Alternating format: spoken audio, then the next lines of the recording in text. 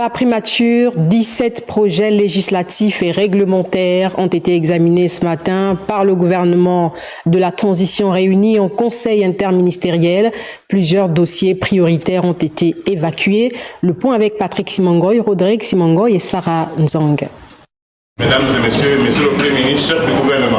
Raymond Ndongsima, le Premier ministre, chef du gouvernement et son équipe ont examiné ce vendredi 26 avril 13 projets de décret portant entre autres suppression du Conseil national du plan d'accréditation de la transformation, réorganisation de l'unité spéciale de sécurisation et du contrôle du secteur des hydrocarbures, réorganisation de l'Agence nationale des bourses du Gabon, déclaration d'utilité publique de diverses parcelles situées au lieu dit Vallée Sainte-Marie dans la commune de Libreville, déclaration d'utilité publique de l'occupation par l'État de la zone située entre le quartier Ndava et le village Aloum dans le canton qui est d'une superficie de 1779 6754 hectares dénommée Oligiville du nom du président de la transition chef de l'État. Le projet de décret instituant une journée nationale de l'artisanat au Gabon, celui fixant la nature des travaux interdits aux femmes enceintes et celui portant organisation de la société gabonaise de l'hôtellerie et du tourisme ont également retenu l'attention particulière du Premier ministre et des membres de son gouvernement, tout comme les projets de loi relatifs au segment des ambassadeurs et gouverneurs et aux modalités pratiques de la protection et l'assistance des Gabonais en difficulté à l'étranger. Au total,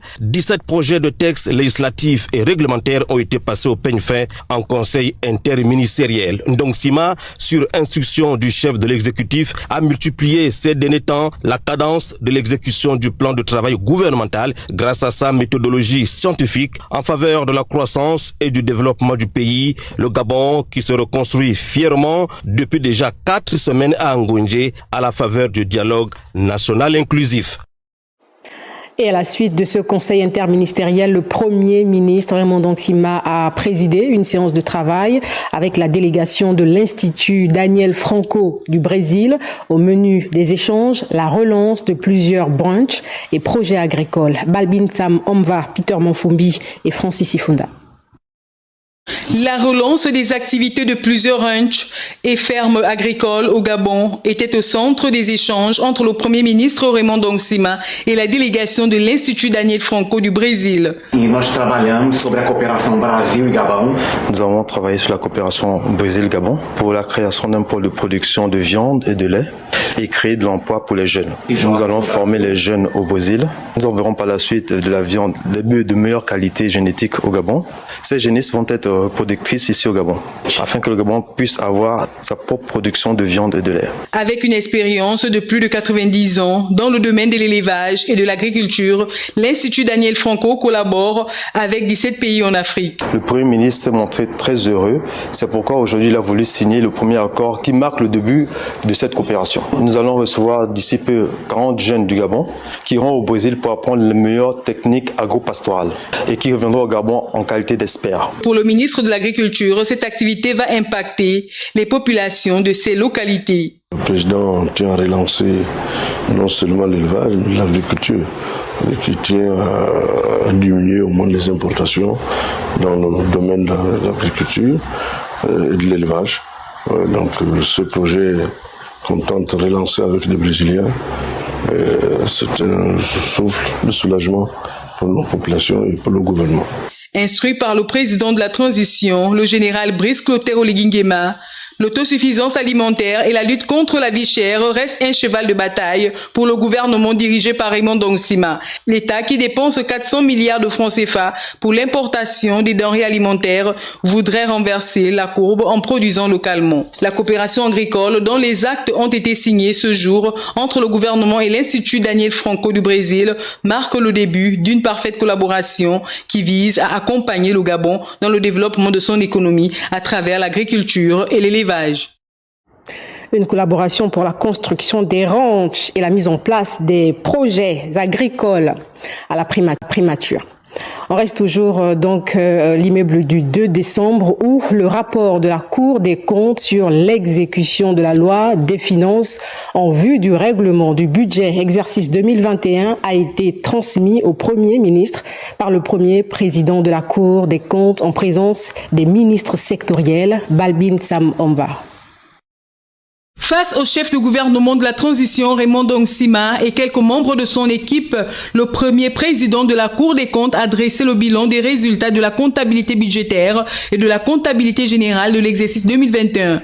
Le juge financier a expliqué au gouvernement les raisons du retard accusé pour le dépôt du rapport financier exercice 2021.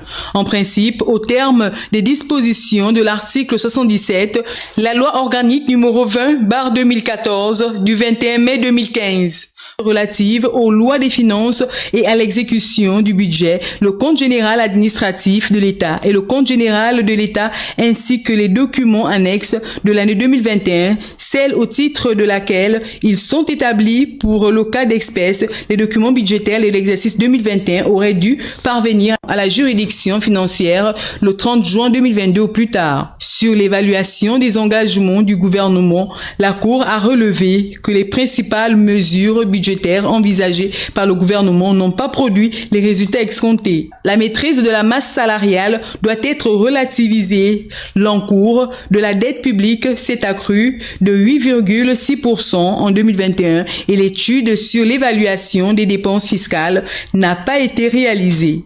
La Cour a par ailleurs relevé le faible taux d'exécution des dépenses d'investissement programmées à 40% ainsi que l'annulation de plusieurs projets. Or, ils n'ont été produits à la Cour que le 16 novembre 2023 en ce qui concerne la Direction générale de la comptabilité publique et du Trésor le 7 décembre 2023. Pour ce qui est de la Direction générale du budget et des finances publiques, la Cour réitère au gouvernement la nécessité de réaliser une étude des dépenses fiscales afin de mieux orienter ses choix en la matière.